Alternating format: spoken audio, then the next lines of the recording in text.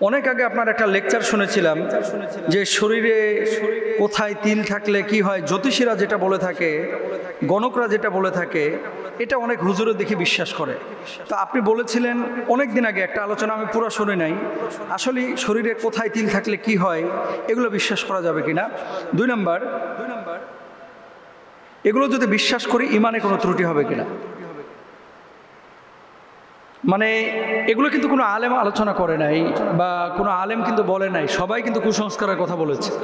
কিন্তু জ্যোতিষীরা, গণকরা অথবা যারা লোকের কথা বিশ্বাস করেন, অনেক মানুষ আছে অনেকভাবে, অনেকে অনেকভাবে বিশ্লেষণ করেন। দেখবেন কিছু কিছু মানুষ এরকম বলে থাকে যে কপালে তিল থাকলে নেতৃত্ব গুণ, সম্মান ও ভাগ্যের সঙ্গে যুক্ত বলা হয়। কারো কপালে তিল থাকলে নাকি নেতা হয়, নাউজুবিল্লাহ। আবার বলে থাকে ডান গালে তিল থাকলে অর্থ ও সামাজিক সাফল্যের লক্ষণ বলা হয়, নাউজুবিল্লাহ। বাম গালে তিল থাকলে আবেগপ্রবণ বা জীবনে ওঠানামার ইঙ্গিত বলা হয়। তার ভিতরে প্রেম থাকে, আবার প্রেমে শেখাও খায়, নাউজুবিল্লাহ, এমন কথা বলে থাকে।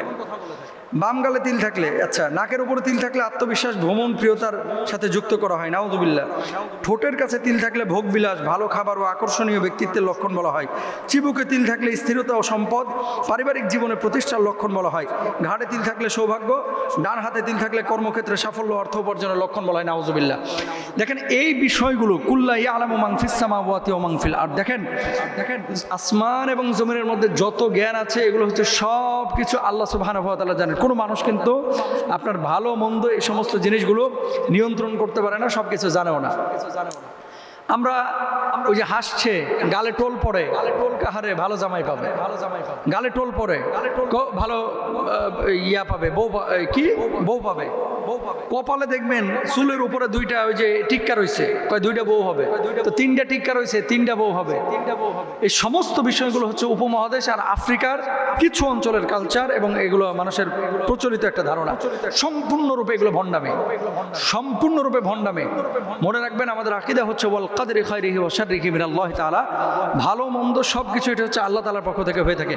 তিলের সাথে যদি সম্পর্ক হয়ে থাকে, রাস্তায় বহুত ভিক্ষুক আছে যার পাছাতেও তিল আছে, পায়েও তিল আছে, কপালেও তিল আছে, তোর ভাগ্য ঘুরে না খা, এগুলো বুঝতে হবে। তিলের সাথে ভাগ্যের কোনো সম্পর্ক নাই। আমি আবারও বলি, কপালে টিক্কার সাথে 2 বউ হওয়ার কোনো সম্পর্ক নাই। অনেক কপালে টিক্কাওয়ালা আছে যার বিয়েই হয় না, মেয়েরা এরা পছন্দই করে না।